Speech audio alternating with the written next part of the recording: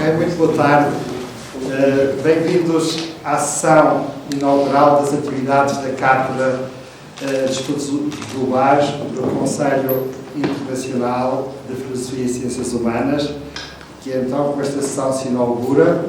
Duas boas-vindas a todos os que estão aqui presentes no Salão Nobre da Universidade Aberta e que nos acompanham à distância via Colibri Zoom. Cumprimento em especial os senhores membros da equipa reitoral, estão aqui a representação da senhora reitora, os senhores vice-reitores, os senhores pró-reitores. Damos as boas-vindas de forma especial aos convidados para esta sessão, ao senhor secretário-geral do Conselho Internacional de Filosofia e Ciências Humanas, ao senhor professor Dr. Luís Osterbeck, e também de forma muito especial agradecemos a presença do Sr. Professor Dr. José Paulo Esperança, Vice-Presidente da Fundação para a Ciência e Tecnologia, que amavelmente aceitou fazer a conferência inaugural dos trabalhos desta cátedra. Saúdo todos os membros dos órgãos que constituem a partir de agora esta cátedra, os membros da direção, os membros da Comissão Pedagógica, os membros do Conselho Científico Consultivo Internacional, os investigadores que compõem a equipa de investigação e agradecendo vivamente o apoio que desde o início deram para que pudéssemos instruir a candidatura à CIPSE e da qual a candidatura decorreu a sua aprovação, permitindo assim, com este selo de qualidade e integrados nesta rede internacional, podemos desenvolver os nossos projetos e projetá-los em articulação com outros especialistas, investigadores e instituições de diferentes universidades dos vários continentes. Uma palavra especial de agradecimento à senhora reitora, que nos mandatou para fazer esta sessão. Não podendo estar presente, pedi para vos dar uma saudação especial e depois, daqui a pouco, quando inaugurarmos então portanto, a sessão das intervenções, projetaremos o seu vídeo, onde ela nos brindará com o seu discurso inaugural. Antes de começarmos propriamente os trabalhos, gostaria de recordar que a construção do projeto da Cátedra de Estudos Globais decorre das atividades desenvolvidas, do trabalho desenvolvido durante 5 anos, com a colaboração de muitos investigadores jovens e séniores nos projetos da Cátedra que cessou em junho passado, a chamada Cátedra convidada da FCT Infante Dom Henrique para os estudos insulares atlânticos e a globalização.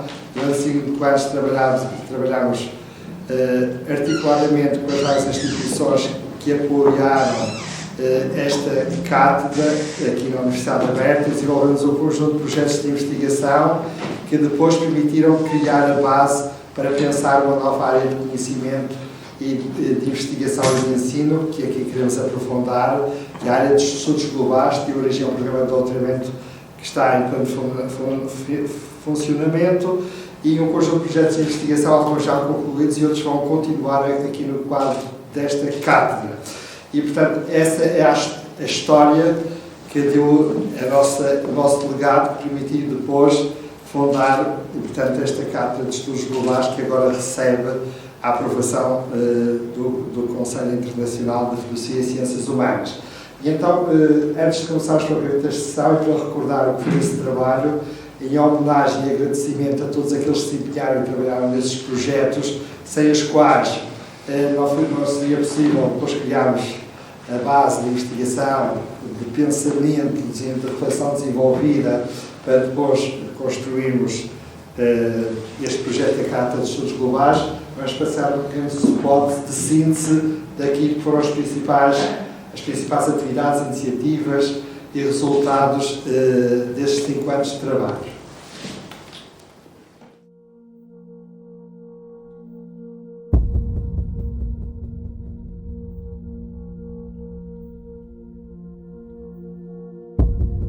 Investigar e educar para uma globalização de rosto humano.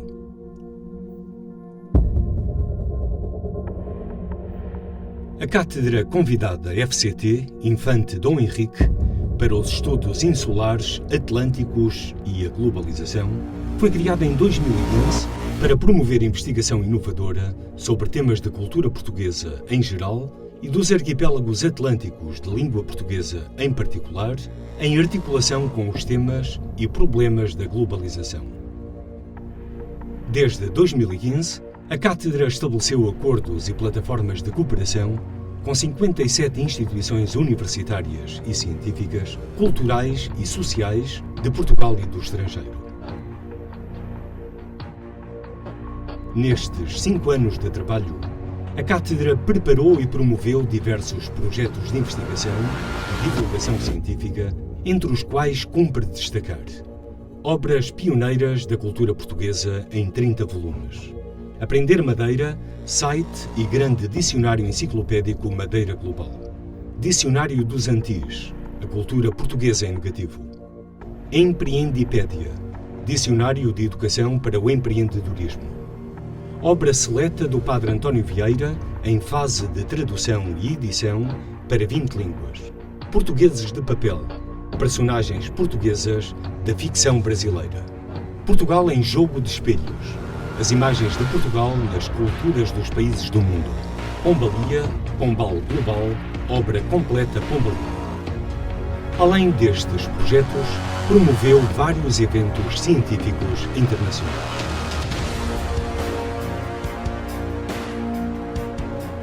A Cátedra apostou na formação avançada de investigadores, sendo de relevar a criação do Seminário Permanente em Estudos Globais com a Imprensa Nacional Casa da Moeda e o Programa de Doutoramento em Estudos Globais. Criou vários gabinetes de investigação e formação, nomeadamente o Gabinete de Educação para o Empreendedorismo e Cidadania, com os seus programas de formação em diversas autarquias e escolas do país. A Cátedra envolveu nos seus projetos e programas 153 especialistas nacionais e estrangeiros e 1.227 investigadores e colaboradores de várias áreas de saber.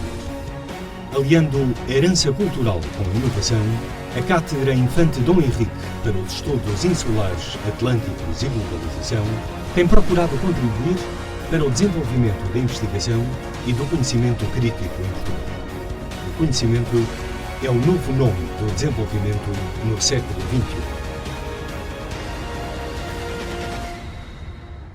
Agora então passaremos a inauguração das atividades desta carta, começando por ouvir o discurso inaugural da Sra. Reitora, que por impossibilidade pessoal não pôde estar aqui presente, mas brindou-nos com um vídeo onde faz o discurso inaugural destas atividades que passaremos então a projetar. Muito boa tarde a todos.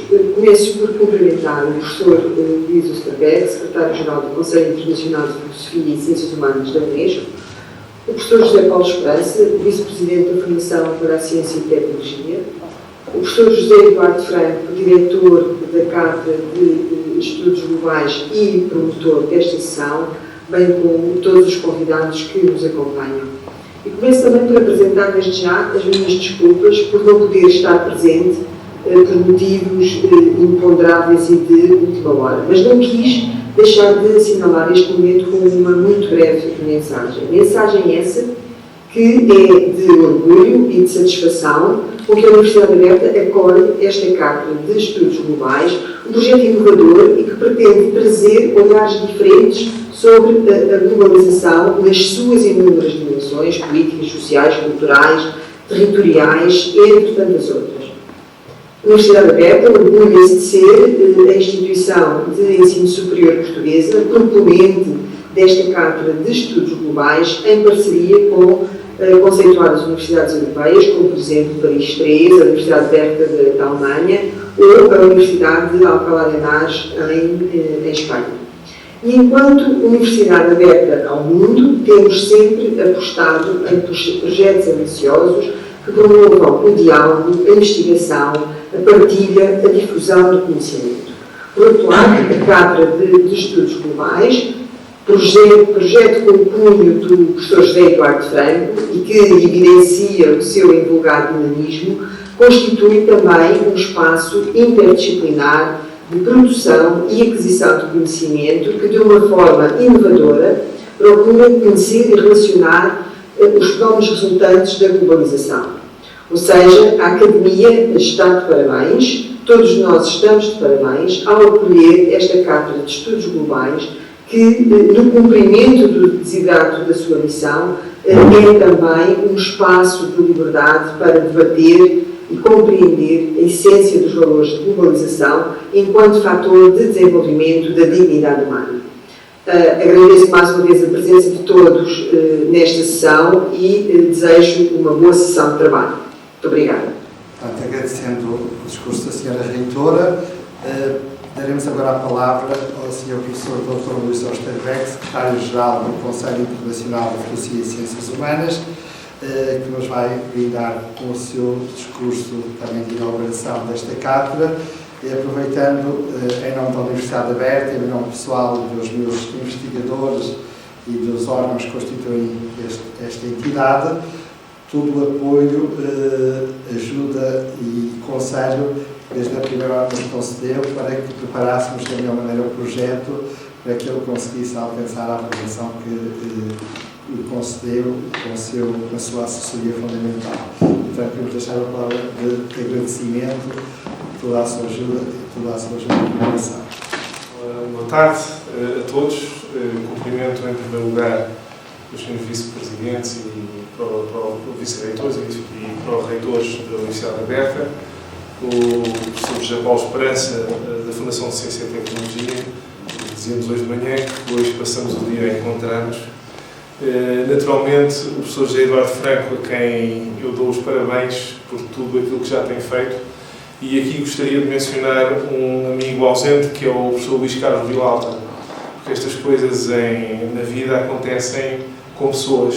E nós hoje estamos aqui por causa de um ausente, que é um amigo comum, professor da Universidade Federal de Minas Gerais, que me disse um dia que eu tinha absolutamente que conhecer o professor José Eduardo, e hoje aqui estamos. Alguma razão ele tinha para isso.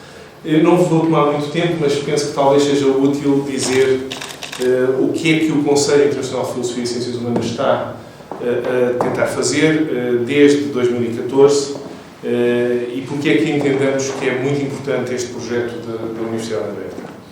O Conselho Internacional de Filosofia e Ciências Humanas foi criado em 1949, na sequência da criação da Unesco, e numa altura em que se tinha feito um balanço do colapso da Sociedade das Nações.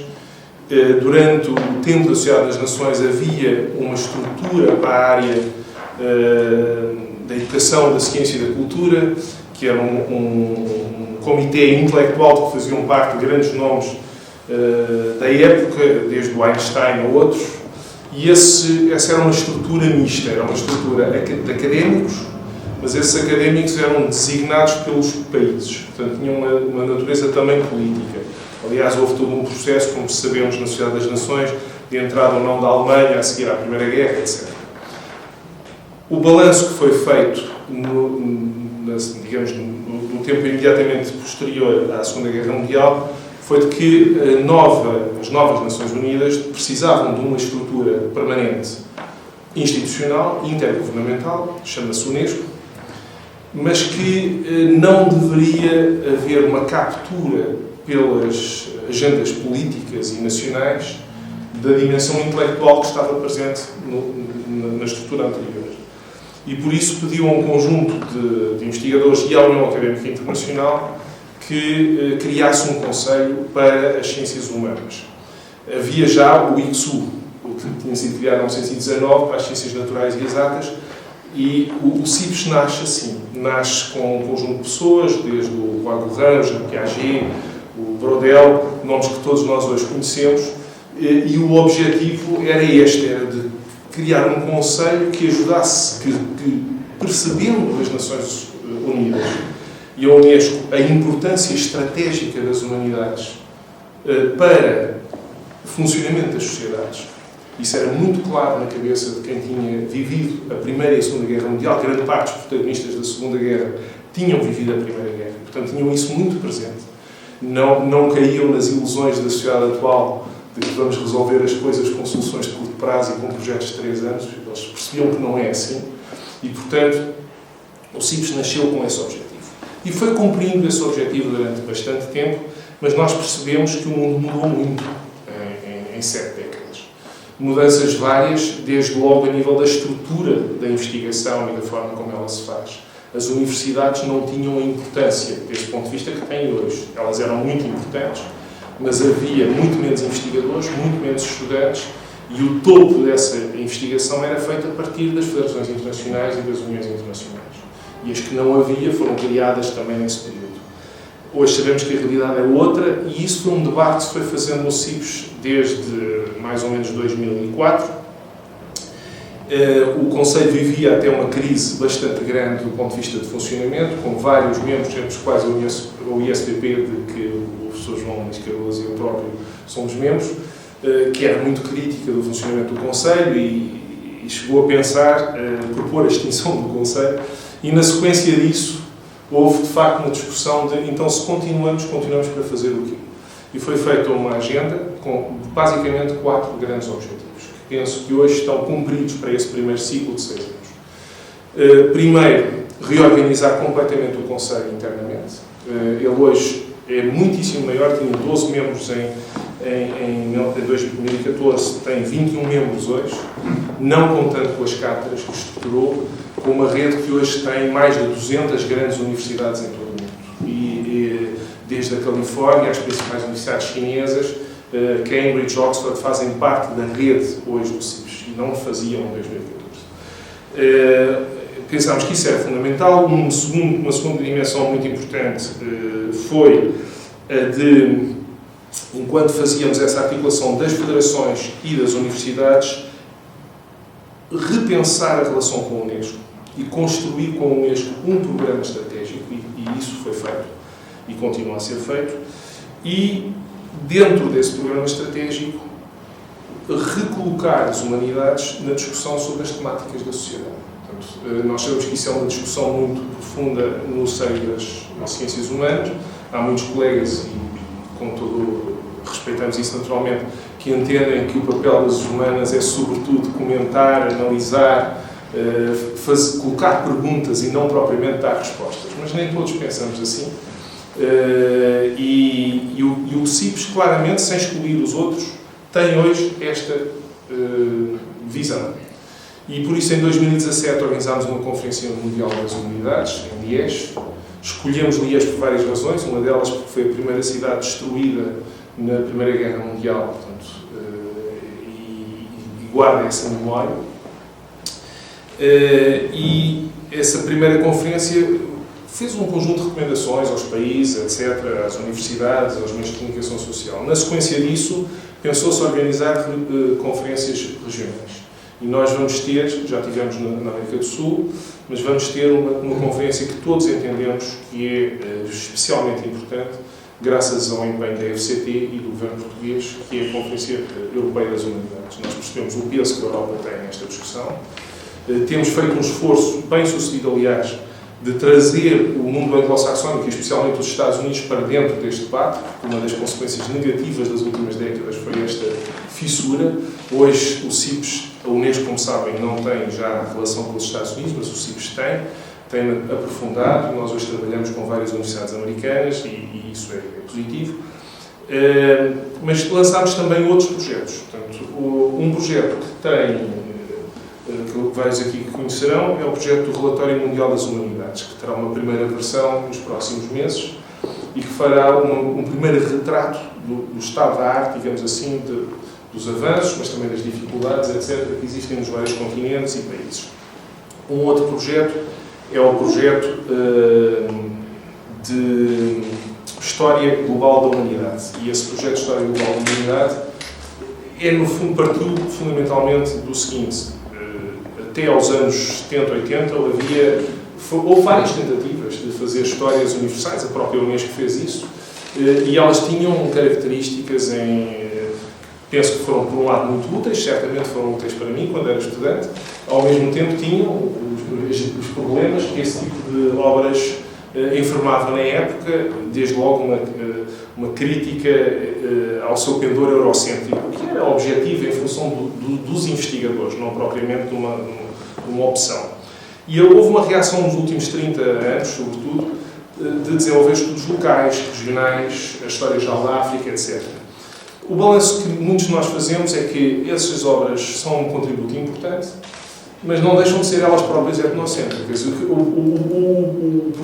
programa que nós temos que hoje discutir é o seguinte: se pensamos que é possível, pelo menos é desejável, que haja um futuro convergente para a humanidade, ela tem que se reconhecer num passado comum. Esse passado comum será diverso, esse passado comum será certamente plural, mas tem que ser não apenas uma coleção aritmética de visões subjetivas sobre o passado. Aí as metodologias das humanidades são fundamentais, o rigor científico, disciplinar. Eu não gosto muito em humanas de utilizar a palavra ciência, mas a não ser nas componentes que, por exemplo, em arqueologia utilizamos.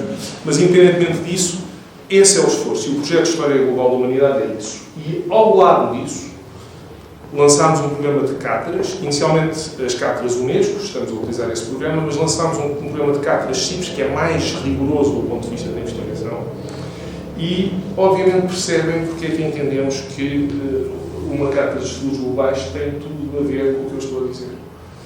Porque ela permite, na sua expressão, voltar a colocar no centro a importância dos estudos comparativos, que são matriciais em tudo o que são as humanidades, permite reintegrar a partir da diversidade, e eu não quero substituir, obviamente, as perspectivas que os colegas da cátedra terão, mas posso-vos dizer qual é a leitura que nós no Conselho fizemos da ideia de se criar uma cátedra destas. Obviamente ela fará o que bem entender e eventualmente terá conclusões diferentes daquelas em que nós nos revemos, mas esta é a lógica de que partimos.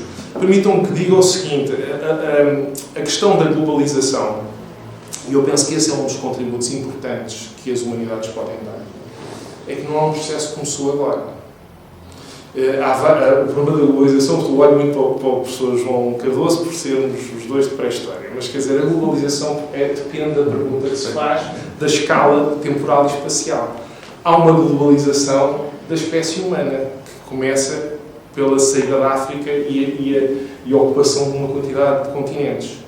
Tem expressões culturais, por exemplo, a presença dos bifaces, que antes não aparecem e depois começam a aparecer em momentos diferentes.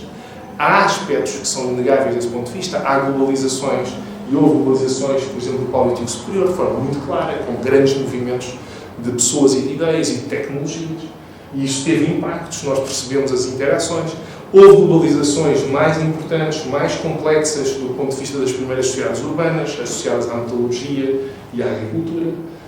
Nós temos globalizações desde há pelo menos 4.000 anos associadas aos impérios. Portanto, não foi agora, não foi no século XVI que começou, foi bem antes. E poderia continuar por aí. E perceber o contexto em que nós estamos hoje e esta globalização que tem, desde logo, um instrumento novo, que é o digital, e também a financialização da economia que se desenvolveu nos últimos 50 anos, perceber esta globalização no quadro de um conjunto de globalizações, penso que será fundamental para que as sociedades possam, digamos, cumpri-la, completá-la de uma forma menos violenta, mais harmoniosa, menos desigual, que é no fundo aquilo que queremos, mas sem tanta inocência e sem tanta ingenuidade como penso que às vezes acontece.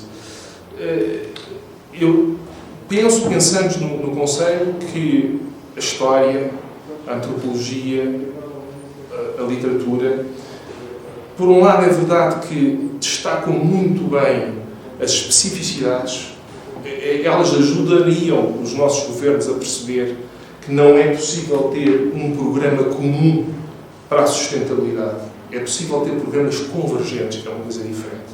É possível trabalhar a partir de percepções e necessidades diferentes para a construção de um ideal de humanidade que não existe. O essencial das populações que vivem hoje são etnocêntricas e grande parte dos debates, mesmo quando dizem que não querem, mesmo quando falam de tolerância, o discurso da tolerância é um discurso no essencial etnocêntrico e de alguma forma paternalista. porque só deixará de o ser quando deixar de existir a discussão. Só quando o assunto não for um assunto é que verdadeiramente teremos inventado uma humanidade. Esse é o momento em que nós estamos. E, desse ponto de vista, a cátedra aqui do professor José Eduardo é particularmente importante. E as humanidades não se limitam a destacar a diferença. Elas permitem identificar regularidades. E identificar regularidades é fundamental para prever, antecipar comportamentos. Elas não nos dizem o que é que vai acontecer, mas dizem-nos muita coisa em termos da probabilidade do que é que pode acontecer. E se nós olharmos para 7 milhões de anos de história, que é a caminhada da humanidade antes de existir até hoje, esses 7 milhões, apesar de todas as dores, e isso é também a opinião da maioria, pelo menos, das pessoas do Conselho, apesar de todas as dores desse processo, e apesar de todas as dores da vida que temos hoje, estamos hoje, enquanto espécie melhor, há menos desigualdade hoje do que houve em outros momentos do passado. Claro que há mais hoje do que havia há 10 anos, mas, enfim, alguns de nós não pensamos na escala dos 10 anos. Há hoje menos desigualdade, há hoje uma esperança de vida muitíssimo maior. E é particularmente perigoso pensar que o futuro pode ser um regresso ao passado. E, em grande medida, nós vemos as agendas, um bocadinho de maioria das lideranças, devo dizer, das próprias lideranças universitárias, falando em termos gerais, das instituições, das nossas instituições, para não estar aqui a jogar pedras sobre os outros, que é uma espécie de tentar sair das angústias do presente, voltando a tempos dourados do passado, que em grande medida nunca existiam. As humanidades também nos ensinam isso. Eu não vim aqui, já falei demais, mas o professor está aqui ao meu lado e deviam ter mandado calar. Eu agradeço a todos mais uma vez e parabéns pela carta. Já vimos o que é a sua raiz. Agora vamos em frente. Obrigado. Agradecemos muito as palavras do Sr. Professor Dr. Luís Osterberg, o incentivo que nos deu para continuar avançarmos com o nosso trabalho. E agora honramos com a sua conferência inaugural o Sr. Professor Dr. José Paulo Esperança, Vice-Presidente do FCT, a quem peço para tomar lugar. E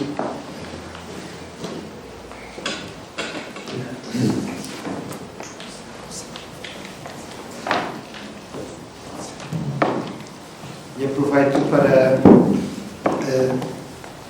destacar a importância da sua conferência, que converge com uma das preocupações estratégicas da nossa cátedra e que também se liga e se articula com uma das preocupações fundamentais, um dos ideais fundamentais da CIPS, que é precisamente valorizarmos a produção de conhecimento na área da ciência e da cultura em língua portuguesa, em articulação com as outras línguas, precisamente atendendo a este grande desafio que é contribuirmos para valorizar a diversidade linguística e cultural, porque é no cultivo da diversidade contra as tentativas de uniformidade, de homogeneidade, que procuramos que a humanidade seja mais plenamente. Nós somos mais plenamente humanos quando cultivamos essa diversidade. Enquanto que, quando a humanidade for multicor, multilingue, multicultural, multilingual, multi-identitária, então ela será mais plenamente humana. E, portanto, essa preocupação do Conselho Internacional de Filosofia e Ciências Humanas é também a nossa preocupação, e a valorização da língua portuguesa como língua global de produção de conhecimento científico é uma das nossas preocupações.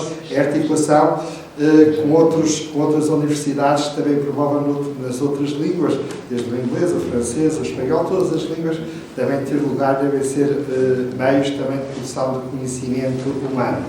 E, portanto, esta preocupação que nós temos também, e aqui simbolizada na conferência que o Sr. Professor José Paulo Esperança vai fazer, que é conhecido de todos, mas é um grande especialista na área do empreendedorismo e ultimamente tem-se destacado na investigação daquilo que é o valor económico e científico da língua portuguesa, e tem um papel relevante na preparação do Atlas da língua portuguesa, veio destacar realmente o valor desta língua precisamente neste campo. E, portanto, tivemos o gosto de convidá-lo, ainda bem que aceitou, precisamente para tratar este tema tão momentoso da questão da língua portuguesa, como a língua Portugal, e como língua global, passado, presente e futuro, neste contexto da afirmação da diversidade linguística, também na área académica. Sr. Professor, Sr. Vice-Presidente, muito obrigado pela sua presença. Honra-nos muito em estar nesta sessão e inaugurar estes debates científicos da nossa Câmara. É um prazer estar aqui. Duplo, porque não é muito frequente fazermos coisas presenciais. E efetivamente já estamos com algumas saudades de nos encontrar e de estarmos próximos, porque quase sempre eu estou atrás de um computador como este, em minha casa, muitas vezes acompanhado pelo meu gato, que tem um grande... revela bastante interesse neste tipo de comunicação, mas de facto um encontro presencial é sempre um momento diferente. Eu, obviamente, gostaria de saudar em primeiro lugar os senhores vice-reitores e agradecer também muito a intervenção da senhora reitora que tive a oportunidade de nos fazer. Naturalmente é um prazer reencontrar, desta vez presencialmente, o professor Luís Osterbeck, com quem estivemos hoje de manhã a planear algumas, a próxima edição da Conferência Europeia das Humanidades, que vai ser a partir do dia 5 de maio de 2021. Esperamos também que possa de facto ser realizada presencialmente na Gulbenkian, que já nos disponibilizou as instalações para esse efeito, e naturalmente agradecer ao professor José Eduardo Franco, com quem tive o prazer de me encontrar pela primeira vez em Almeida, e portanto num local, digamos, que hoje já tem algum peso histórico, embora acho que o melhor que se encontra ali é nos últimos 1000 anos, talvez, alguma ocupação romana já naquela altura, mas portanto não conseguimos recuar tão, digamos, não se chegou da África à Almeida tão rapidamente assim, mas de qualquer das formas é sempre um local que é inspirador nesse aspecto e bastante interessante. Naturalmente, a língua portuguesa é uma língua que se presta muito ao tema da globalização. Eu não sei, depois teria uma pequena apresentação que gostaria de partilhar convosco, que é também um pouco revisitar um pouco o trabalho que fizemos desde 2008, sensivelmente foi quando começámos a trabalhar nesta área, e já agora gostava de evocar aqui o primeiro desafio que nos foi feito pela doutora Silvia Afonso, que na altura era presidente do Instituto de Camões e que numa conversa com o então reitor do ISCTE, Luís Reto, nos desafiou para começarmos a trabalhar nestas áreas, e de então para cá temos feito algumas coisas, algum esforço. Eu agora menos, devo confessar que também vos vou mostrar algum trabalho que é mais pela equipa que está mais ativa neste momento. Eu tenho continuado a colaborar, mas de uma forma agora um pouco mais distanciada, porque o dia-a-dia na FCT é um bocadinho exigente e é muito absorvente. Mas um primeiro aspecto que eu gostaria de referir é que, obviamente, a questão da globalização, de facto, não nasceu no século XVI, mas Portugal teve um grande peso nessa altura, e talvez um dos aspectos que nós possamos referir é que a língua portuguesa é uma língua que teve uma difusão absolutamente inesperada. Digamos, quando pensamos na dimensão de Portugal até ao século XVI, seria um pouco impensável que hoje em dia a língua portuguesa não estivesse numa situação em que estão centenas, milhares de línguas, de 7.000 que ainda existem e que estão em vias de extinção. E o problema da ecologia, que é um problema que obviamente tem sido muito analisado na perspectiva das espécies, animais, vegetais, etc., é um problema que também afeta claramente o problema das línguas. E, efetivamente, muitos estudiosos acabaram por se tornar os únicos conhecedores de algumas línguas que estão hoje moribundas, sei lá, a nível dos esquimós ou de outras comunidades mais ou menos isoladas, e que preservaram um certo tipo de línguas como línguas maternas apenas e sem qualquer suporte escrito, e outros que ajudam à preservação da língua, e, portanto, uma grande parte das línguas estão ameaçadas. digamos, nesse aspecto, o português, o espanhol, o chinês, se quisermos, e uma série de outras línguas, estão em fase de expansão, além, obviamente, do inglês, mas, de facto, a maioria das línguas estão num certo retrocesso, mesmo algumas que acabaram por ter um peso muito grande em termos culturais e noutras dimensões, como, por exemplo, o russo, que provavelmente estão também um bocadinho, ligeiramente, em retrocesso. Mas há várias identidades do português que, desde logo, quando olhamos para este mapa, julgo que é útil sublinhar. Portanto, o português é uma língua relativamente à qual existem pelo menos 8 países com a língua oficial, talvez não que é a Guiné Equatorial, que também faz parte da CPLP, mas estes países têm uma característica que é única em todas as línguas com algum peso global, que é o de não terem fronteiras terrestres entre si.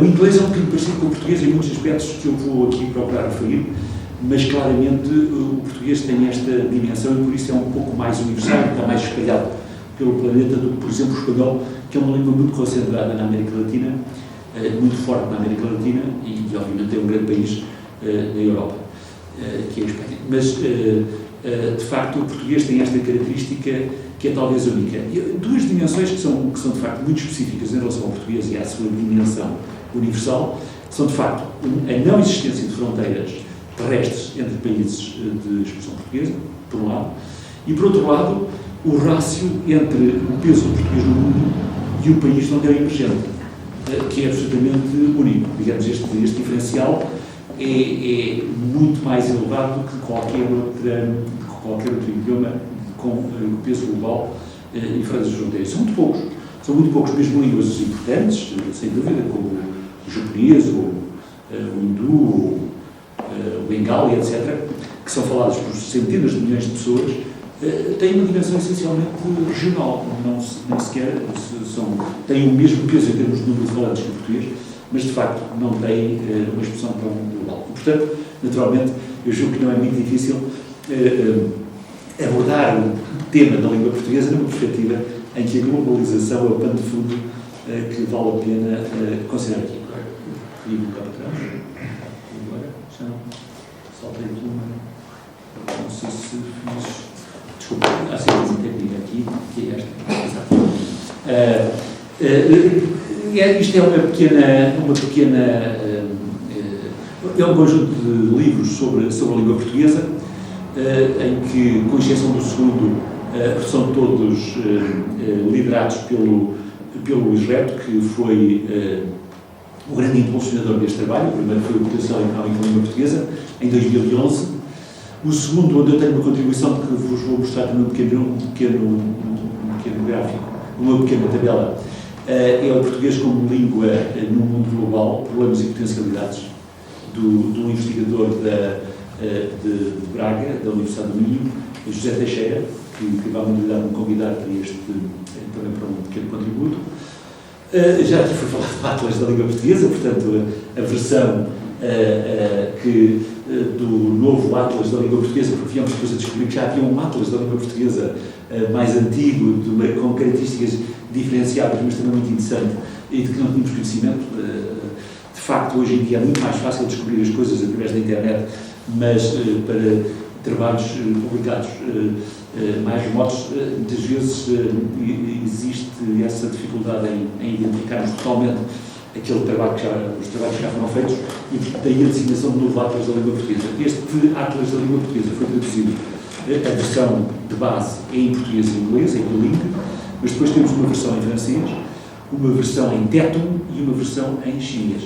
Portanto, efetivamente, tem uma série de variantes que, de facto, foram entretanto, produzidas. E há uma nova versão, muito recente, editada pela Altice, que é uma versão, digamos, com algumas adaptações, algumas inovações relativamente a isso. E há um pequeno livro, relativamente ao qual eu vou utilizar até mais materiais, que é a língua portuguesa como ativo global, que faz parte de uma coleção que se chama Essencial. Essencial, que é uma pequena coleção de temas muito diversos, em áreas muito distintas e que também nos desafiou para fazermos um pequeno trabalho nessa área.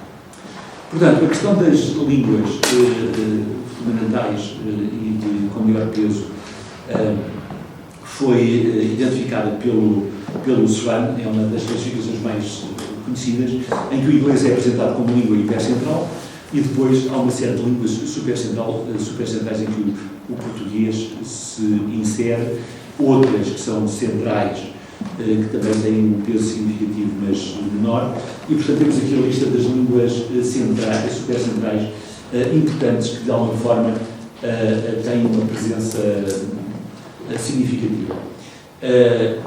O alemão, o árabe é uma língua. O grande problema das línguas, aliás, há sempre um tema recorrente quando nós abordamos a questão do português, que é a questão do corredor ortográfico. Eu devo dizer que este é sempre um tema polémico e que geralmente divide as opiniões, às vezes de forma muito acalorada. Eu recordo-me sempre de um grande investigador sobre a língua espanhola. Devo dizer que o tema dos estudos sobre o valor das línguas, a língua que tem sido mais estudada não é o inglês, é precisamente o espanhol. É de longe a língua que tem merecido mais atenção. E uma das digamos, conclusões importantes de alguns desses estudos é de que a unidade, é uma expressão que eu acho que é bacana, a unidade é mais importante que a pureza. E, portanto, porque o grande problema destas áreas, e nós hoje sabemos que somos todos de raiz indo-europeia e do latim em particular, e a verdade é que isso não significa que nós consigamos entender o romeno. Eu sei do que falo porque estive bastantes vezes na Roménia e até estudei um bocadinho de romeno e consigo dizer algumas frases, enfim, uma pronúncia que deve ser bastante duvidosa, que eu julgo que vocês não compreenderiam, não sei que também conheçam o romeno, de todo. Ou seja, e no entanto é uma língua que diz eu, tu, ele como nós, e que tem uma raiz latina muito forte, e mesmo assim nós temos grande dificuldade. O problema da dispersão e da entropia das línguas é de facto um problema que é uma grande ameaça. Por exemplo, no inglês, hoje é muito claro que várias versões do inglês são totalmente não compreensíveis entre si. Até no próprio Reino Unido, onde, como sabemos, eles têm grande dificuldade em perceber os escoceses, aquele pessoal do sul de Londres, enfim, das mais diversas áreas, efetivamente existe uma enorme facilidade em, às tantas, não nos conseguimos entender. E, portanto, digamos, bem ou mal conduzido, ou com algumas dificuldades, de facto, o acordo ortográfico tinha pelo menos este objetivo de procurar criar aqui uma matriz comum e de reaproximar as várias variantes do português de forma a que não se dispersasse excessivamente. Bom, mas isso é um aspecto que, obviamente, é central quando nós fazemos um estudo deste tipo, porque de outra forma nós não podemos somar os falantes portugueses. Quer dizer, se de facto começa a haver divergências significativas nessa matéria, que eu todos os dias me defronto com colegas que se emocionam muito com esta questão, e precisamente numa perspectiva bem oposta à minha, é de que, de facto, a tal pureza pode ser uma ameaça, porque às tantas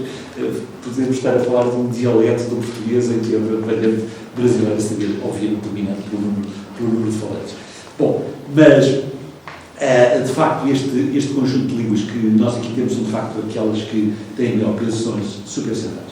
E, relativamente à tal perspectiva histórica, por volta de 1500, é difícil termos estes dados de forma rigorosa, obviamente, não havia censos naquele período, mas há um economista inglês, que é o Madison, que, muito interessado na história económica, que ousa comparar a evolução das civilizações nos últimos 20 séculos. E, portanto, ele criou uma base de dados em que, basicamente, compara o período de Cristo com a situação atual em termos de número de pessoas e em termos ainda mais ousados, que é o PIB. Qual é a riqueza das pessoas nessas alturas? E, por exemplo, uma das coisas muito interessantes, quando falamos do perigo chinês e, às vezes, dessa situação, uma coisa que ele refere muito claramente é que até o século XVIII a China foi sempre a região mais rica. E quando os mongóis devastaram tudo o que mexia, digamos, no planeta, não se interessaram muito pela Europa Ocidental, porque era demasiado pobre e não havia muito para pilhar nessa zona, nessa região. E, portanto, obviamente, a China e o Japão eram muito mais atrativos e tinham muito maior potencial. E os chineses, coitados, construíram a grande muralha uma perspectiva de ver se não os incomodava muito. Mas, de facto, se repararmos em termos de evolução proporcional, e de facto esse aspecto talvez interessante, de longe a língua que cresceu mais neste período é de facto a língua portuguesa. Portanto, passamos de 1 milhão de falantes de português. Bom, o que é que isso fosse naquela altura? Porque também não era bem assim. Imagino que as coisas ainda não estivessem definidas nessa altura, e se falássemos de literacia, estávamos a falar de umas centenas de pessoas, como no máximo, não é? E efetivamente, de 1 milhão transformou-se em 252 milhões. Portanto, multiplicou por 252. Portanto, mais ou menos, enfim, depois esta medição do número de falantes portugueses é um pouco duvidosa, porque é sempre um pouco subjetiva, porque os países de expressão portuguesa, nos países de expressão portuguesa, não podemos assumir que há uma total compreensão do português. Embora julgo que a evolução tem sido bastante positiva nessa matéria, nomeadamente em Moçambique e em outras regiões, com um trabalho de alfabetização que já é, aliás, posterior à independência, que tem sido bastante grande. Ficámos muito preocupados com a história da Commonwealth, da adesão à Commonwealth, e se Moçambique não cairia sobre a esfera do inglês, mas claramente a língua comum, o denominador comum, é claramente o português, e, portanto, hoje existe talvez maior capacidade de intercompreensão com o uso do português do que havia neste antepado seguramente. O espanhol, portanto, temos ali a variação e a taxa de crescimento anual. O crescimento de 1% ao ano é muito significativo. E se repararmos, o chinês e, sobretudo, o alemão, crescem muito menos. Portanto, a expansão da China é muito mais moderada, ou do chinês, da língua chinesa, digamos, é muito mais moderada do que é a das línguas ocidentais, claramente, do português, do espanhol e do inglês. Portanto, esse é um aspecto que é claramente marcante, porque, por vezes, perdemos um pouco de vista. Aqui temos alguns dados, eu vou passar uma certa informação de uma forma um pouco mais rápida agora, para não nos passar demasiado, mas o português está claramente a crescer, essencialmente, devido ao crescimento da população dos países africanos de expressão portuguesa. Portanto, é claramente essa a fonte de expansão. Enfim, ainda há aqui neste período de 55 e 2017 ainda há um crescimento forte do Brasil, mesmo Portugal tem algum crescimento neste período, mas, como é claro, digamos, o crescimento significativo, espantoso, é de facto nos países africanos, Angola e Moçambique, que tinham todos uma população muito inferior à população portuguesa e que neste momento já têm, sensivelmente, 3 vezes a população portuguesa, e todas as previsões e todos os estudos demográficos prevêem aqui um crescimento muito significativo. De certa forma, o português tem outra característica, que é ser a língua mais falada no Hemisfério Sul, e todos estes países estão no Hemisfério Sul, ou quase todos, e, portanto, os grandes, e claramente o centro, nós fizemos muito esforço em termos de mapas e procurámos fazer uma coisa que era onde é que é o centro geográfico da língua portuguesa. E é qualquer coisa aí a 100 ou 200 km, é no Atlântico, e é 100 ou 200 km ali à direita de Fortaleza, não é? Para o oeste da Fortaleza no Brasil. Se quiséssemos ali encontrar o centro geográfico. Ora, esse ponto virá a deslocar-se muito mais para meia distância, como a jangada de pedra do Saramago, meia distância entre o Brasil e Angola, claramente, devido ao crescimento que será. O Brasil vai ter uma certa estagnação da população, exatamente como nós, e, portanto, no futuro será claramente essa situação. Um outro trabalho que também fizemos, e que tem alguma curiosidade, foi sobre empregabilidade, o problema do domínio de línguas, porque, como mostrarei daqui a pouco, o português é uma língua com um grande peso, com muito maior peso como L1, como língua materna, do que como língua aprendida por falantes de outros idiomas.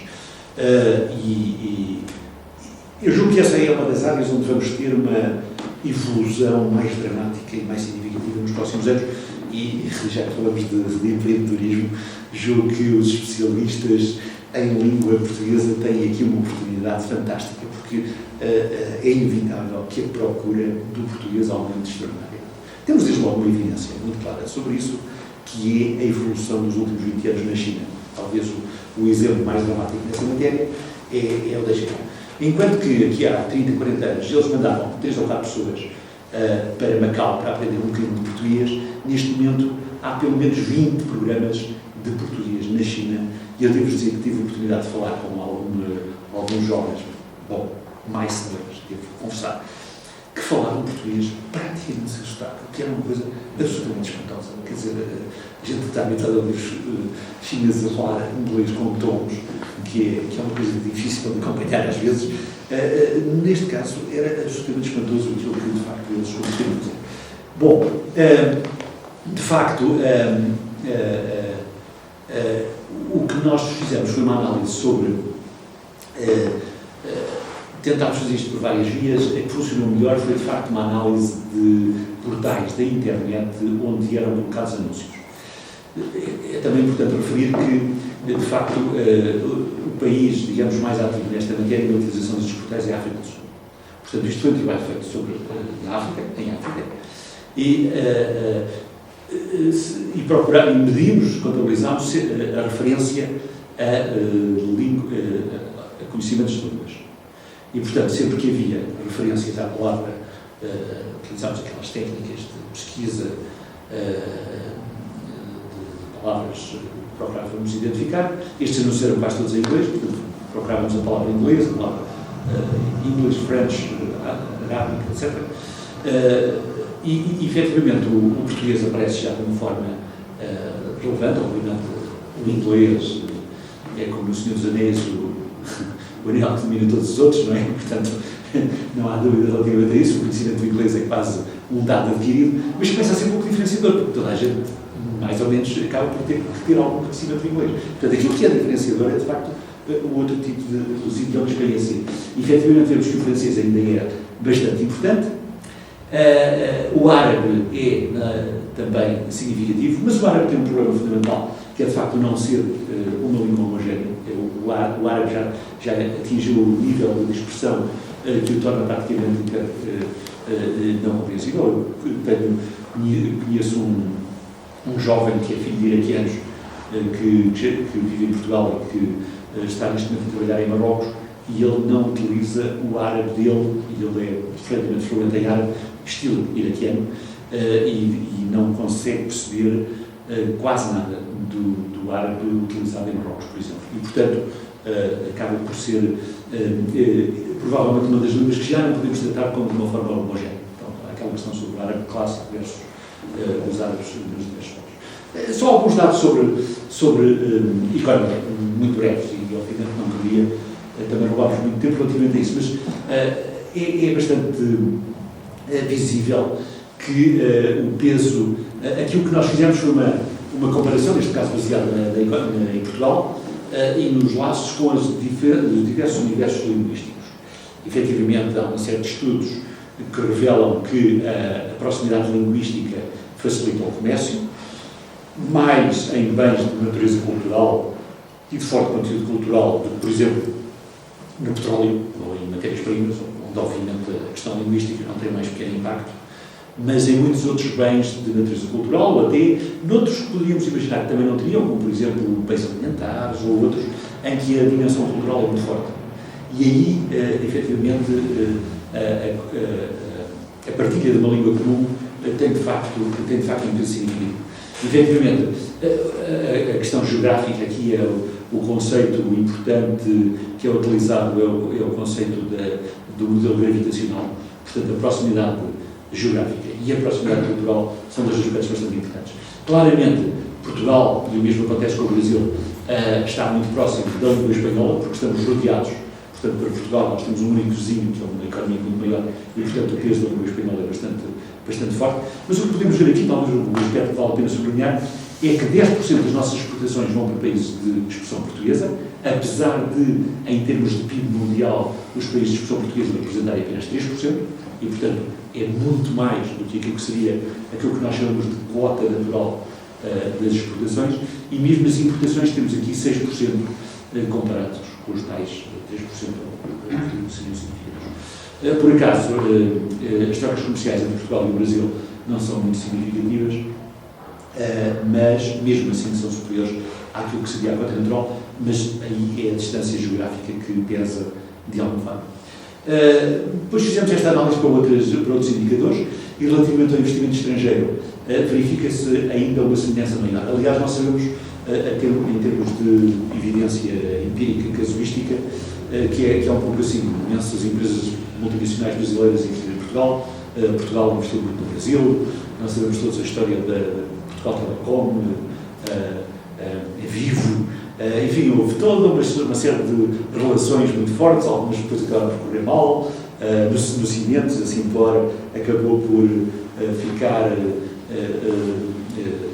adquirida pela Camargo Correia, mas vemos que, de facto, o investimento, e temos hoje, por exemplo, a Embraer, com investimentos, enfim, há imensa evidência de que, claramente, a proximidade linguística é muito forte. E faz todo sentido, porque para um empresário ou para um gestor é muito mais interessante investir num país onde, efetivamente, toda a gente consegue comunicar e adaptar manuais, normas, organizações, etc., em uma língua que é comum, e, portanto, isso facilita muito as coisas. E, aliás, por exemplo, entre o espanhol e a América Latina, entre a Espanha e a América Latina, isso é uma evidência avassaladora, e, aliás, nós estamos também, neste momento, a trabalhar muito em colaboração com os Cervantes e com investigadores espanhóis, precisamente para analisar estas duas situações.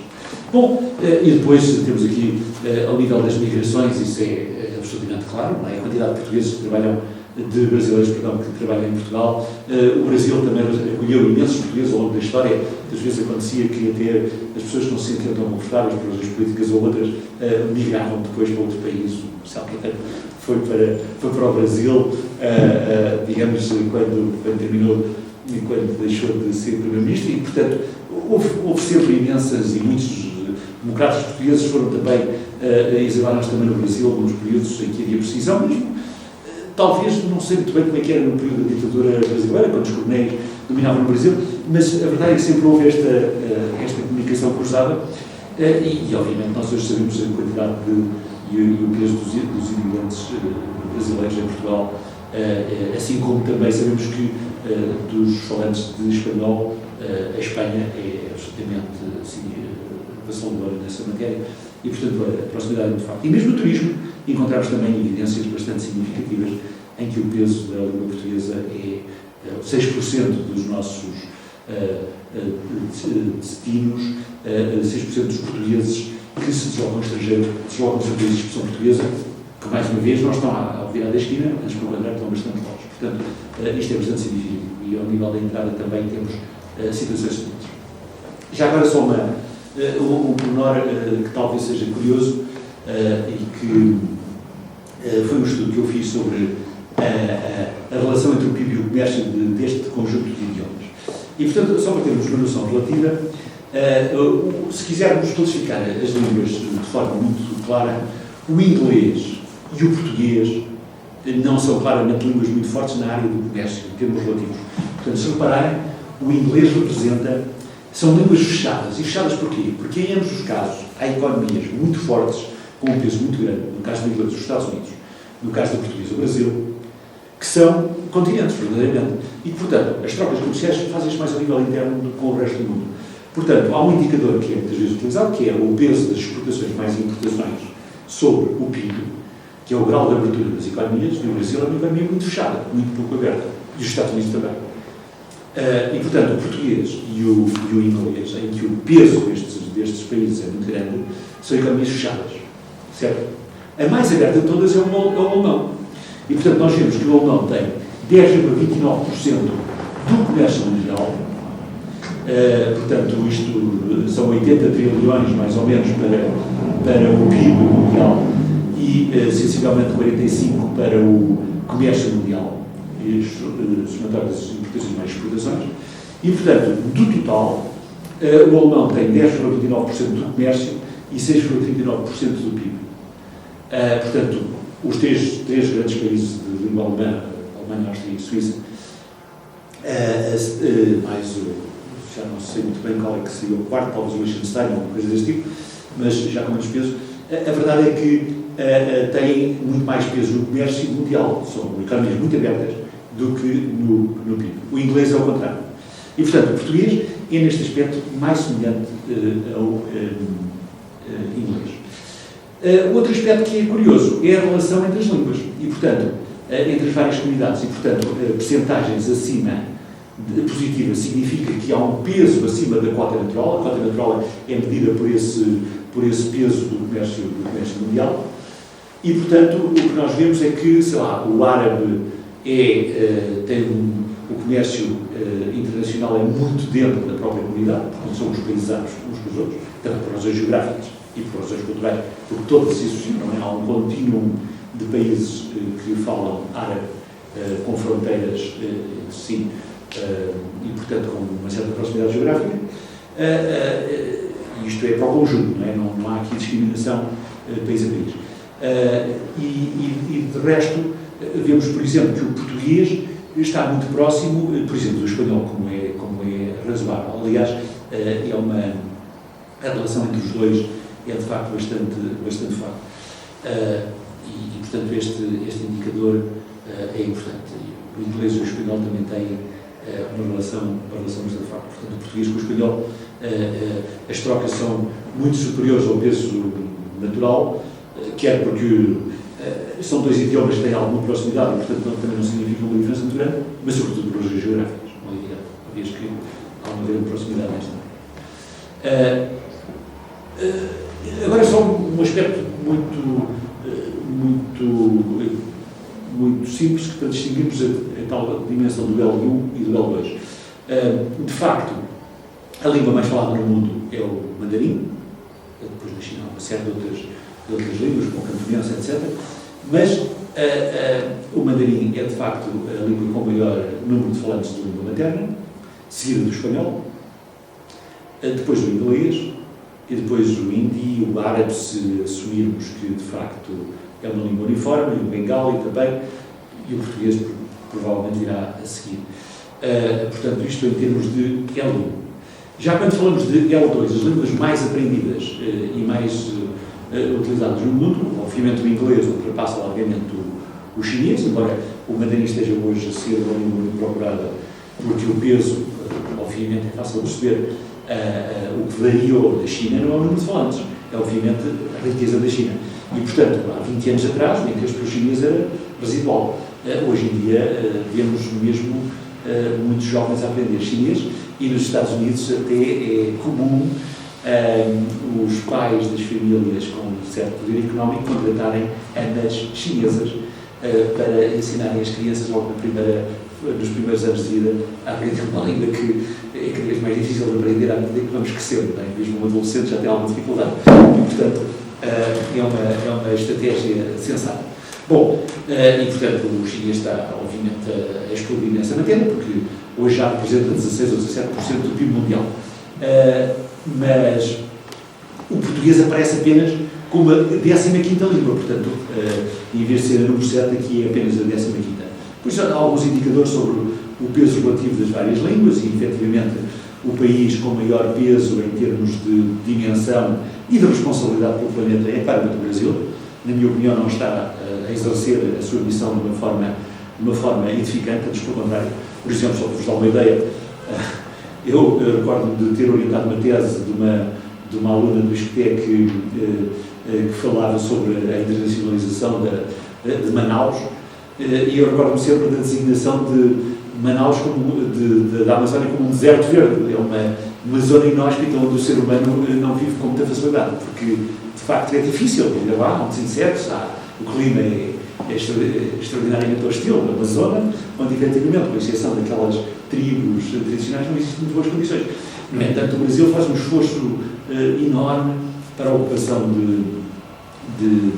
da Amazónia e, efetivamente, isso é um problema gravíssimo para a humanidade, porque é a zona onde se formam os climas e de facto, as questões ambientais são extraordinárias. No entanto, a responsabilidade, particularmente do Brasil nesta matéria, é extraordinária. E, desde logo, uma das dimensões onde isso é muito clara é que o Brasil tem, obviamente, a gestão das maiores reservas de água doce do mundo, de algumas das reservas de água doce do mundo. Talvez o Canadá tenha um peso mais significativo que o Brasil, mas é um dos países com maior responsabilidade nessa matéria.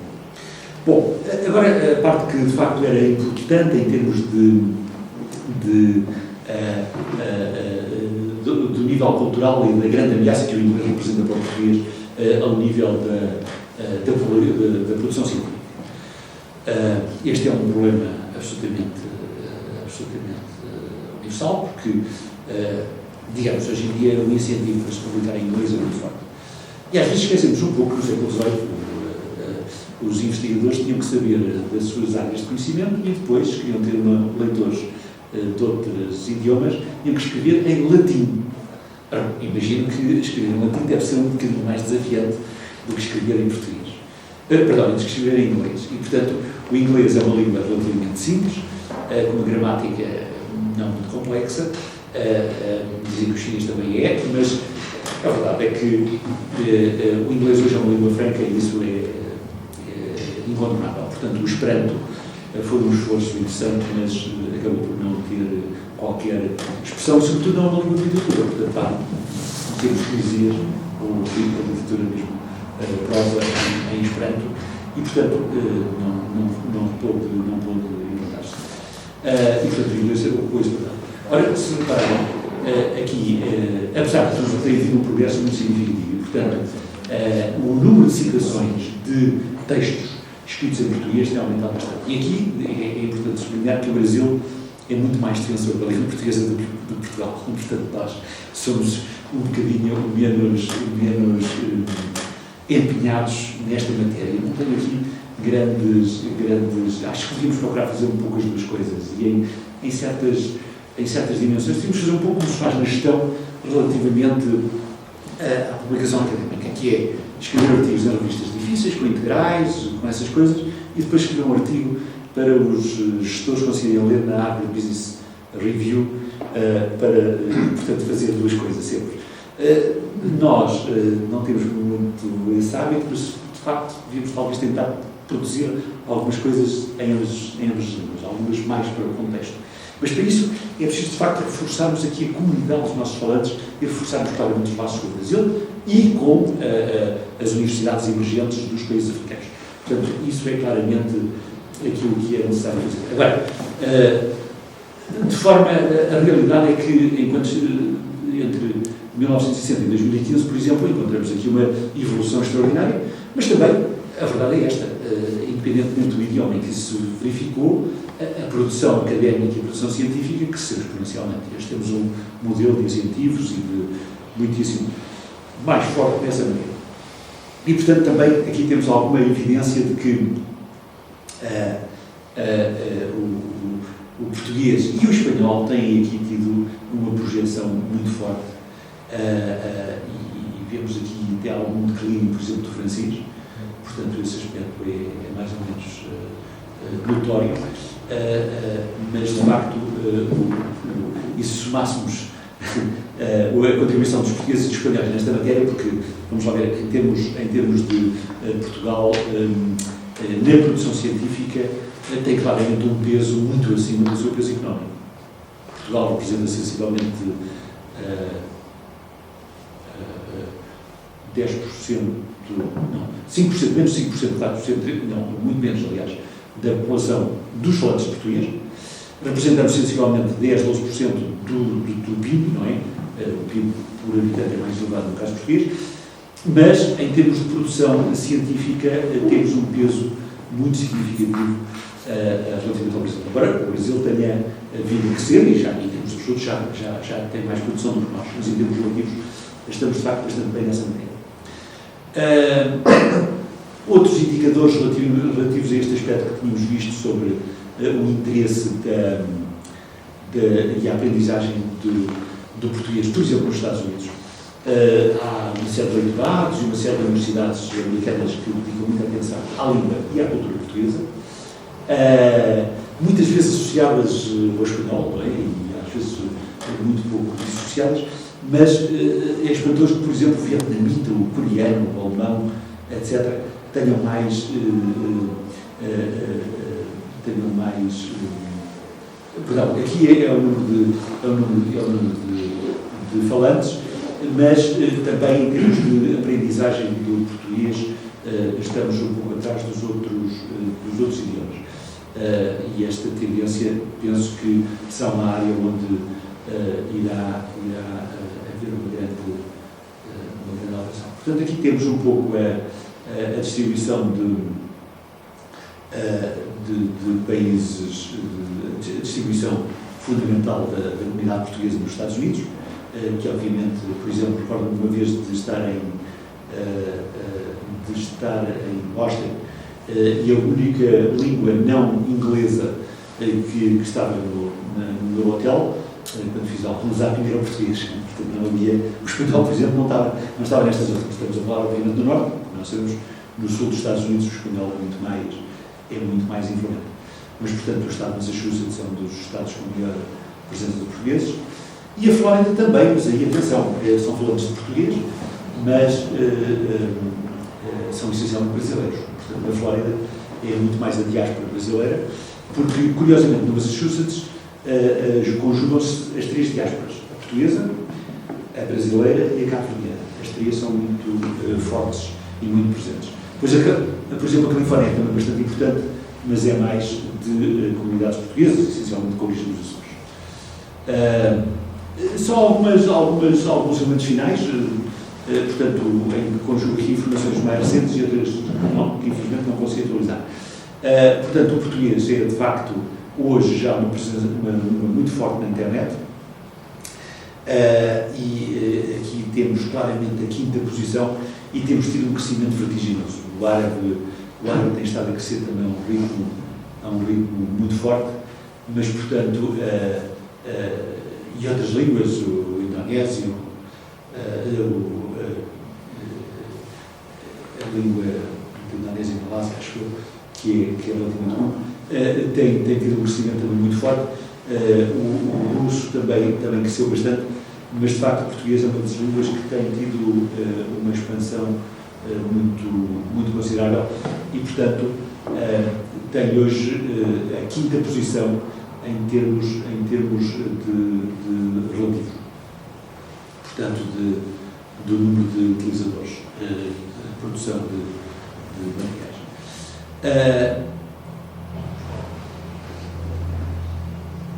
Portanto, aqui está um gráfico, digamos, tirado da mesma fonte. Portanto, em inglês, digamos, 25,3% dos textos na internet são em inglês, 19,8% em chinês, 8% em espanhol, 4,8% em árabe, e depois o português aparece a seguir com 4,8%. Portanto, estes são dados retirados há poucos dias. Portanto, noutros aspectos, não conseguimos alguma atualização de informação que nós tínhamos, nomeadamente às línguas mais utilizadas no Facebook, onde o português já era a terceira língua, aqui, mais uma vez, os brasileiros são, de facto, grandes fãs do Facebook. O Facebook, pessoalmente, não sou muito, mas não há dúvida que aqui eles gostam muito de utilizar estes instrumentos e as redes sociais de uma forma muito significativa. E o Twitter também, embora de uma forma mais moderada, mas também era muito significativo. Obviamente, temos que ter em atenção uma coisa, é que o Facebook e o Twitter, não sendo utilizados na China, não têm uma projeção dos chineses, porque senão os chineses imediatamente teria aqui um peso muito significativo. Portanto, não nos esqueçamos que eles têm as suas redes e o seu controle interno nessas áreas, de forma que também aqui temos essa situação. Portanto, eu espero não ter usado demasiado da vossa paciência, mas, portanto, isto aqui era uma partilha sobre alguns aspectos que nós temos estado a pesquisar. Já agora, devemos um pequeno véu relativamente àquilo que está a ser feito nesta matéria pelo Luís Reto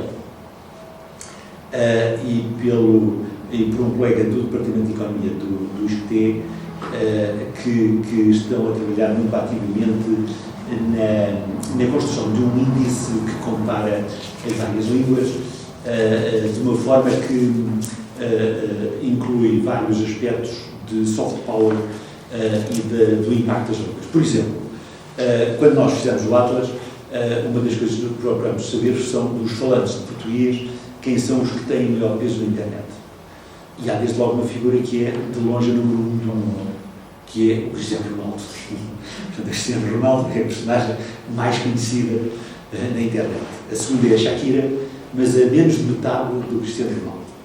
Portanto, isso é um aspecto importante. Ao nível da literatura, o mais conhecido é o Paulo Coelho, o escritor brasileiro Paulo Coelho. Sou um grande apreciador, mas isso é muito subjetivo. A verdade é que ele é de longe, ao nível da literatura, a pessoa com mais peso nessa matéria.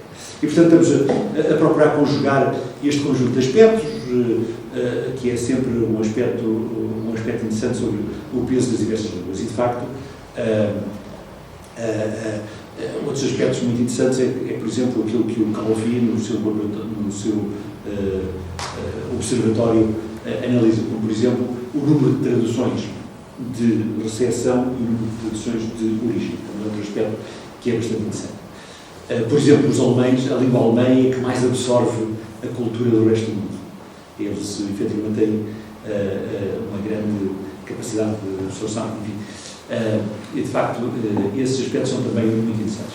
Agora, o estudo do português, claramente, é um campo que precisa de muita investigação e tem um potencial enorme.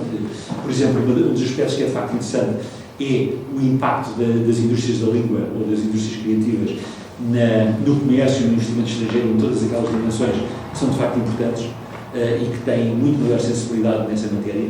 E isso, claramente, é uma oportunidade para a criação de negócios, desde logo, diretamente no ensino da língua, nas traduções e nas interpretações aos mais diversos níveis, e claramente,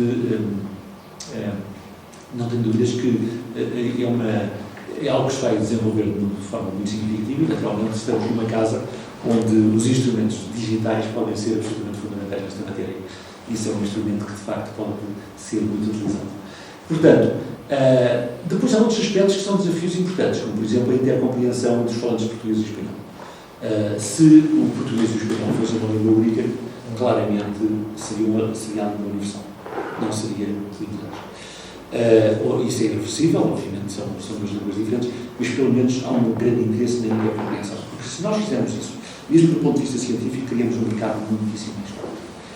E enquanto os portugueses, e já hoje um pouco os brasileiros, não têm grande relutância a ler textos em espanhol, do lado espanhol não existe, ou do lado da América Latina não existe a mesma familiaridade, mas o ensino do português, por exemplo, na Argentina, no Uruguai e em vários países, hoje está a se ficar muito mais difundido. E, portanto, estão a ser dados passos muito importantes nessa matéria. E devo dizer, por exemplo, eu tive a oportunidade de intervir algumas vezes, por exemplo, em Cáceres, na Universidade de Cáceres, e fiquei absolutamente surpreendido, porque os professores de português lá, com muitos milhares de alunos, falavam português muito bem. E, portanto, apesar de eu ser da zona da Raia, muito perto de Espanha, desisti rapidamente de tentar falar com o portunhol, porque, naturalmente, eles tinham, digamos, uma domínio de português muitíssimo melhor do que a minha compreensão do espanhol. E, portanto, estes são aspectos importantes, portanto, privilegiar o ensino do português para estrangeiros. Podemos aprender aqui muitas coisas em termos de criar standards fortes, como no caso do espanhol, é a Universidade de Salamanca, curiosamente, que organiza programas que depois o Cervantes faz, que é o DEL, Diploma de Espanhol como Língua Estrangeira. E, portanto, nós não temos aqui ainda uma grande uniformização nesta matéria, e, portanto, há uma série de passos importantes. O Camões, obviamente, faz um grande esforço nesta matéria, mas, de facto, há aqui grandes trabalhos que podem ser feitos e naturalmente, a colaboração com o Brasil também, se calhar, não tem sido o suficiente no sentido de procurarmos lutar pela afirmação do português nos fóruns internacionais e há muito trabalho a fazer nessa matéria e, portanto, estas são algumas reflexões que nós temos vindo a fazer nesta matéria. Portanto, quer do ponto de vista da investigação, quer do ponto de vista das oportunidades de negócios e de atividades nestas áreas, o mundo da língua é, de facto, uma oportunidade extraordinária e o português um campo de aplicação muitíssimo interessante. Obrigado.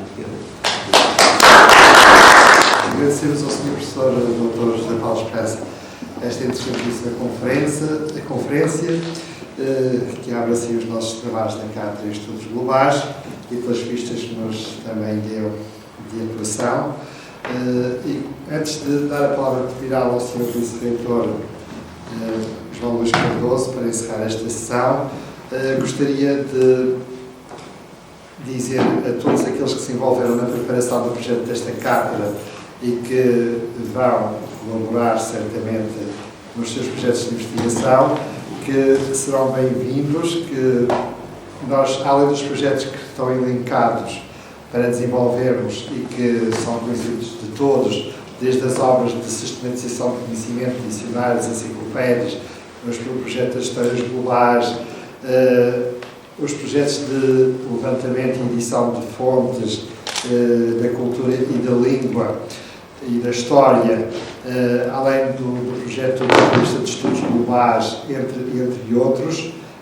Também estamos plenamente abertos a sugestores, quer dos investigadores, quer dos consultores científicos, quer das instituições que se agregaram a este projeto da cátedra, para podermos acolher outros projetos e desenvolvê-los nesta lógica de ligação entre o local e o global, entre o global e o local, para desenvolver um trabalho de estudos em torno daquilo que podemos chamar a localização, que é precisamente, se queremos apostar no cultivo da diversidade da língua, da cultura, das culturas humanas, é fundamental este sentido de raiz, de ligar às raízes ao local, porque isso é que garante essa diversidade.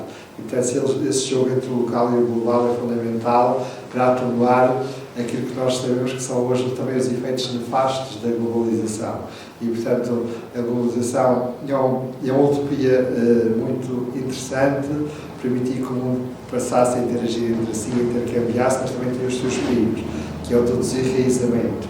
E, portanto, nós queremos apostar também nesta casa para contribuir para que a relação entre o local e o global seja salvaguardada, para que o sentido de raiz não seja perdido, que garante precisamente essa diversidade e queremos contribuir que se mantenha no contexto da promoção, da construção de uma globalização de rosto humano, que é o ideário que nós perseguimos com os nossos projetos. E, portanto, mais uma vez quero agradecer a todos os que colaboraram de muitas maneiras para que este projeto pudesse agora ser lançado. Estamos também a procurar agregar, portanto, a afirmação da Carta dos Estudos Globais a outros níveis. Temos aqui colegas que estão empenhados em colaborar nesses projetos. Quero-vos agradecer de alma e coração toda essa dedicação que têm tido. E estou então a universidade aberta, da pessoa da Sra. Reitora, dos Srs. Vice-Reitores e Pró-Reitores aqui presentes, e também quero deixar uma palavra especial de agradecimento aos meus colegas, professores, docentes do doutoramento em Estudos Globais e aos doutorandos de Estudos Globais que têm se entusiasmado com este projeto e também estão aqui a participar neste evento. Gostava de saudar os professores e os doutorandos, porque esta cátedra também está aberta à participação dos professores e dos doutorandos que, com os seus trabalhos de investigação no quadro de doutoramento, também vão contribuir para que esta cátedra cumpra o seu ideário e, portanto, a vossa participação é absolutamente fundamental na articulação entre ensino e investigação, uma relação simbiótica que nós podemos aqui cultivar. E, portanto, quero deixar essa palavra de agradecimento a quem esteve aqui presente e a quem nos acompanha à distância. E agora tenho o gosto de alegria de dar a palavra ao Sr. Vice-Reitor João Luís Cardoso e Presidente do Conselho Científico da Universidade Aberta, que em nome da Sra. Reitora vai-nos dirigir as palavras de encerramento desta sessão. Ao Sr. Vice-Reitor também lhe agradecer de forma muito pessoal todo o apoio enquanto detentor da pasta desta Universidade da área de investigação, todo o apoio que tem concedido aos nossos projetos e incentivo para continuarmos. Estamos aqui hoje a lançar mais esta ideia que agora está a ganhar pés para andar. Sr. Vice-Reitor, obrigado. E é com muito gosto que eu estou aqui hoje em representação da Sra. Reitora e quero cumprimentar, antes de mais, o Sr. Secretário-Geral do Conselho Internacional da Filosofia e das Ciências Humanas da Unesco, meu colega e amigo professor Luís Osterbeck, e dizer-lhe que esta Cátedra de Estudos Globais também pode abarcar a pré-história, desde o Paleolítico e desde os estudos bifaces. Também queria agradecer a excelente comunicação que o Sr. Professor José Paulo fez aqui, o Sr. Professor José Paulo Esperança, que de facto é uma comunicação extremamente oportuna para nós, como Universidade, nos podermos também posicionar e melhorar a percepção que temos do nosso trabalho neste mundo global a que pertencemos e no qual desejamos intervir. Quero agradecer e cumprimentar também a presença de toda a equipa reitoral que está aqui hoje, portanto hoje temos quórum para fazer qualquer deliberação sobre a matéria. Certamente a Sra. Reitora iria apoiar essa deliberação se ela fosse aqui necessária, já não é, porque já foi tomada nos órgãos próprios relativamente à criação desta cátedra, que de facto vem na altura própria e corresponde a uma importância estratégica para esta universidade e a vários níveis. Entre todos, destaca-se o facto de se articular diretamente com a oferta pedagógica existente, designadamente com o doutoramento em estudos globais, o qual foi aprovado pela A3ES em 2019 por um período máximo de 6 anos e sem restrições. O elevado número de estudantes que o frequentam e seguramente o frequentarão no futuro próximo, e temos a garantia disso, dada a elevada adesão de estudantes que, como digo, já manifestaram interesse e vão continuar a manifestar interesse nessa matéria, é a prova do acerto da decisão tomada. Tal realidade que agora também se plasma na inauguração desta cátedra não foi naturalmente obra do acaso. Importa ter presente os seus antecedentes imediatos, especialmente o sucesso da cátedra convidada FCT Infante Dom Henrique para os estudos insulares atlânticos e a globalização, que já aliás aqui foi referida, sediada nesta universidade e cujos resultados obtidos no decurso da sua vigência entre 2015 e 2020 justificaram plenamente a opção de dar agora continuidade às promissoras linhas de rumo então definidas e concretizadas.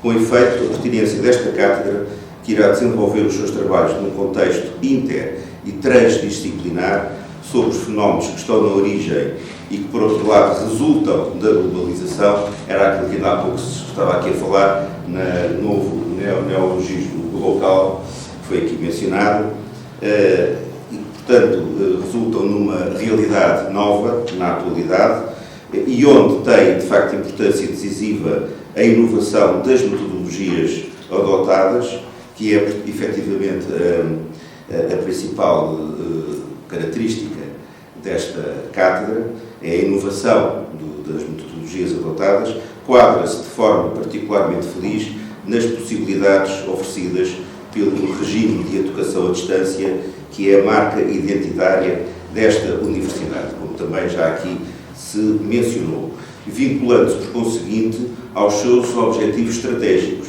entre os quais o de contribuir para a criação de uma comunidade científica de língua portuguesa, através do estabelecimento de uma rede de participantes aos mais diversos níveis, em qualquer lugar do mundo. Esse, aliás, é o nosso lema. E que melhor designação se poderia encontrar que a de estudos globais para exprimir de forma concisa tal desígnio estratégico? É uma pergunta, mas a resposta já está dada.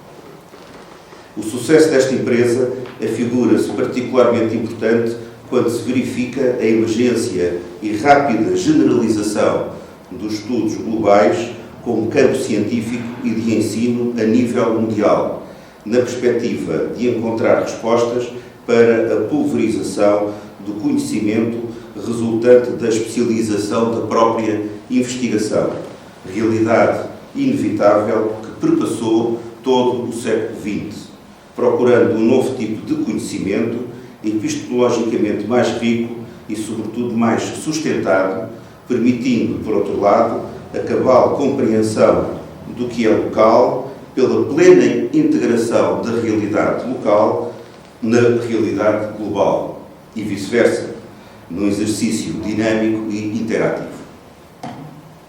Como campo científico emergente, os estudos globais permitem, e essa é também uma das obrigações das universidades, fornecer pistas para a resolução dos problemas globais com que as sociedades do presente se confrontam, por mais diversificados e complexos que se figurem.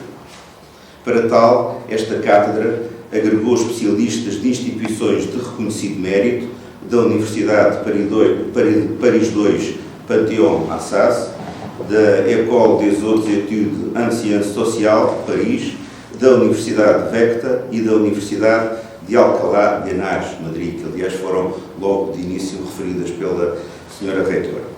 Deste modo, pela valia e sustentabilidade do projeto submetido, o mesmo mereceu, por parte da Unesco, apreciação altamente elogiosa, coisa que é de destacar e deve ser devidamente destacada, pela sua valia como contributo para a investigação e o ensino em geral e no quadro das humanidades em particular. É, pois, com redobrado prazer que me cumpre encerrar esta sessão inaugural da Cátedra Unesco, que para a Universidade Aberta constitui um desafio maior, contando com o empenho de toda a equipa e especialmente do seu principal animador, o professor Dr. José Eduardo Franco, que cumprimento e saúdo, desejando-lhe à Cátedra o merecido sucesso, que será também o desta Universidade. Muito obrigado.